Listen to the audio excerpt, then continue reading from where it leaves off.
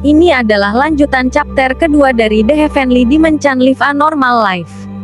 Iblis surgawi tidak bisa menjalani kehidupan normal. Geng Blood Fang saling memandang dengan ekspresi bingung. Secara khusus pria dengan wajah garang, yang tampaknya adalah kapten, melihat sekeliling untuk melihat apakah ada variabel yang tidak diketahui.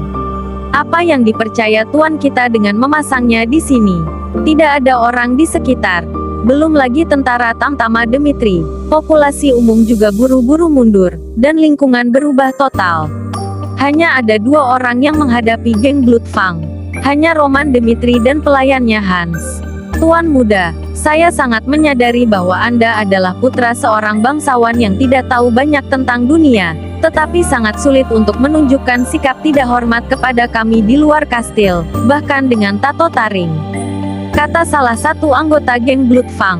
Aku menjalani kehidupan rendah ini dengan harga diriku sendiri. Mendengar kata-kata bermusuhan terhadap kami tidak akan menyelamatkanmu dari anggota taring darah jika kamu mundur begitu saja, dan walaupun kamu adalah putra keluarga Dimitri. Tambahnya, anggota geng di belakang mereka semua mengeluarkan senjata mereka, menunjukkan mata ganas mereka. Mereka memiliki momentum untuk menyerang segera ketika perintah kapten diberikan. Roma tertawa getir sambil berkata, "Ini telah membuatnya jelas. Maksud kamu apa?" Sahut salah satu anggota geng Blood Fang. "Kalian adalah sampah," imbu Roman. "Jika pemilik tanah ini datang ke sini, tidak perlu tahu tentang perilakunya yang biasa." "Sampah, anjing ini," jawab kapten geng Blood Fang. Dia bahkan tidak bisa mengumpat. Saat wajahnya memerah karena ucapan Roman, diikuti pupil matanya melebar lalu tiba-tiba menyerang. Perintah dijatuhkan kapten geng Blood Fang. Anggota geng Blood Fang bergegas masuk sekaligus. Sang kapten juga menyerang titik vital Roman tanpa ragu dengan belati yang dipegangnya. Namun Roman mengelak serangan itu hanya dengan beberapa saat di depannya. Rambut hitam berkibar tertiup angin. Mata tajam Roman bertemu dengan sang kapten. Saat itu, remuk, kapten, yang lehernya tertusuk cabang, menggigit buih darah. Situasi terjadi begitu cepat. Geng Blood Fang menyerang Roman dengan kejahatan.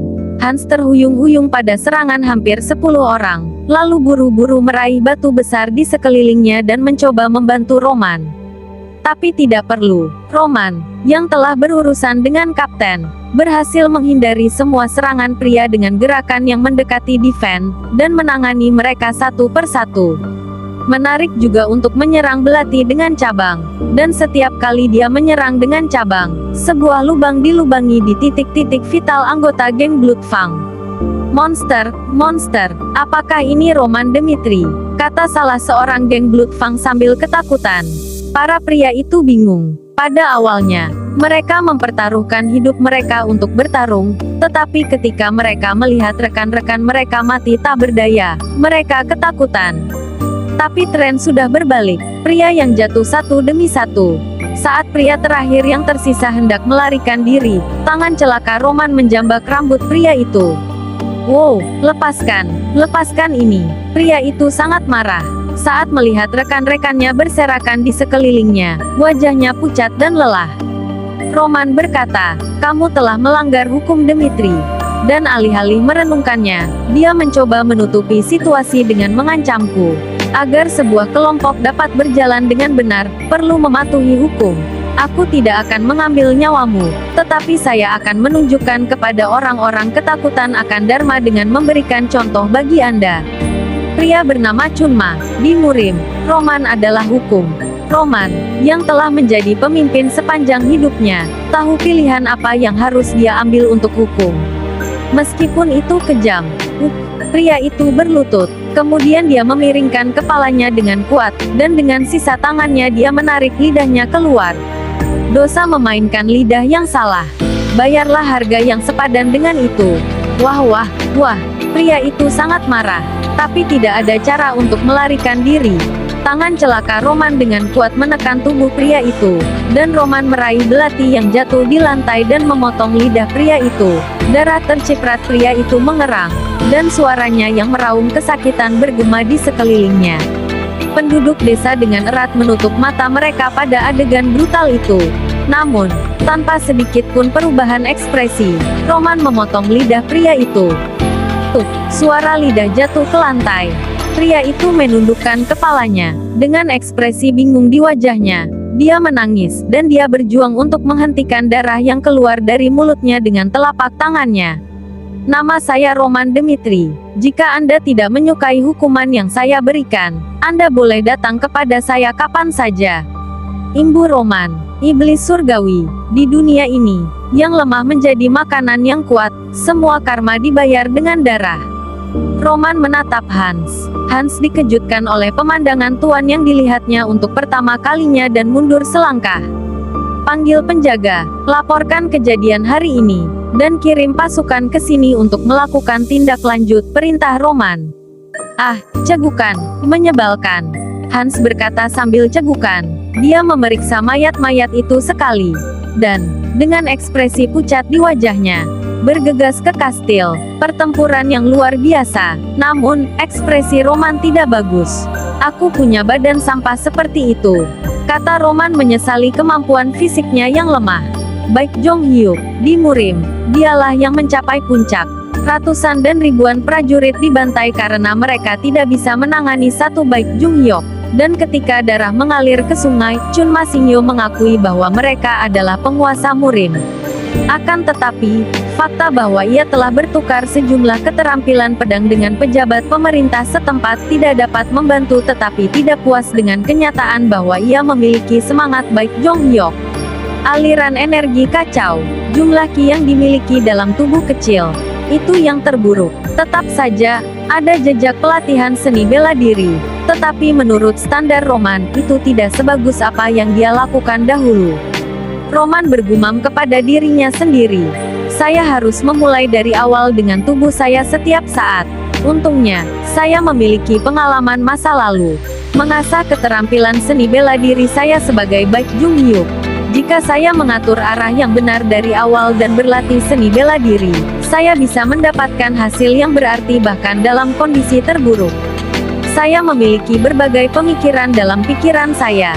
Pertama-tama, perlu untuk mengumpulkan informasi dengan cepat dan melanjutkan dengan metamorfosis tulang untuk membuat dasar tubuh. Sementara itu, Tuan, terima kasih banyak atas bantuan Anda, kata anak laki-laki yang telah dipukuli. Meskipun kakinya lemas mungkin karena kesulitan mobilitasnya, dia menundukkan kepalanya dan menunjukkan sopan santun. Tampilan sedih, tapi suara Roman dingin. Aku tidak membantumu karena kasihan. Aku mengeksekusi hukuman karena geng Blood Fang melanggar hukum Dmitri, dan kamu tidak bisa lepas dari tanggung jawab itu. Jadi jelaskan situasimu tanpa kebohongan sedikit pun. Jika kata-katamu dinilai salah, lidahmu tidak akan aman. Imbu Roman. Baik, jawab bocah itu dengan ekspresi yang menjadi tenang. Ada sedikit kekuatan. Sangat mengesankan bahwa dia tidak mengeluarkan satu erangan pun bahkan ketika dia dipukuli, tetapi itu jelas terlihat tidak biasa.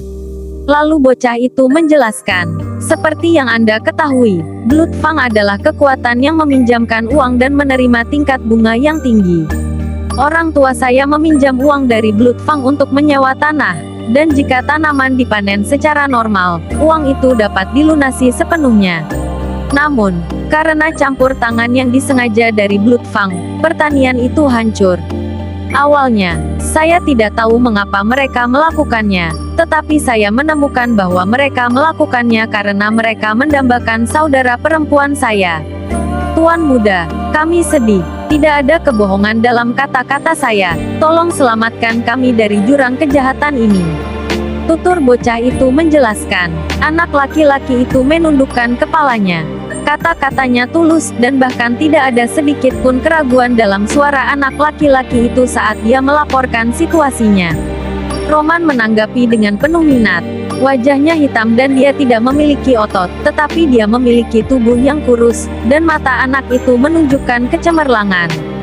Saya mendapatkan Guang Ma, pikir Roman Dmitri sambil mengingat kehidupan masa lalunya. Salah satu dari 4 raja surgawi, di lingkungan yang kumuh. Pada saat itu, Guang Ma hanyalah seorang anak kecil, tetapi kemudian ia tumbuh dewasa dan menjadi sekutu yang lebih kuat dari siapapun. Ini seperti melihat mercusuar. Siapa namamu? Tanya Roman. Saya Kevin. Jawab bocah itu. Baik Kevin, ingat nama saya dan dalam beberapa hari, saya akan memastikan kasus ini ditangani dengan benar. Sahut Roman. Terima kasih banyak, jawab Kevin. Seorang anak laki-laki bernama Kevin mengungkapkan rasa terima kasihnya beberapa kali. Roma menyeringai. Kehidupan baru, hubungan baru, jantungnya berdetak. Setelah menjernihkan situasi, Roman mengenakan jubah dengan bantuan Hans. Segera tiba saatnya Putri Lawrence tiba. Itu adalah tempat untuk bertemu dengan seorang gadis bangsawan yang khas, tapi aku tidak bisa bertemu dengannya yang mengenakan pakaian berlumuran darah dan air kotor berlumpur. Dan dalam proses berganti pakaian, saya bisa mendengar kisah pertunangan dua keluarga melalui Hans. Sejujurnya, pernikahan ini adalah pernikahan yang diatur di mana kepentingan bersama terpenuhi. Keluarga Viscount Lawrence berada dalam situasi keuangan yang sangat buruk. Baru-baru ini mengobarkan beberapa perang karena perselisihan dengan perkebunan tetangga. Jadi, untuk menyelesaikan masalah keuangan, kami mengusulkan perjodohan dengan keluarga Dmitri. Kabar baiknya adalah bahwa tuannya secara aktif mendukung pernikahan ini. Wanita muda dari keluarga Lawrence memiliki reputasi sebagai wanita cantik di sekitarnya. Jika tuannya melihatnya pasti jatuh cinta padanya pada pandangan pertama. Hans menjelaskan, saya baru saja melihat gambaran. Lawrence membutuhkan uang, dan Dmitri membutuhkan latar belakang untuk memantapkan dirinya sebagai keluarga bangsawan. Itu adalah transaksi yang saling menguntungkan.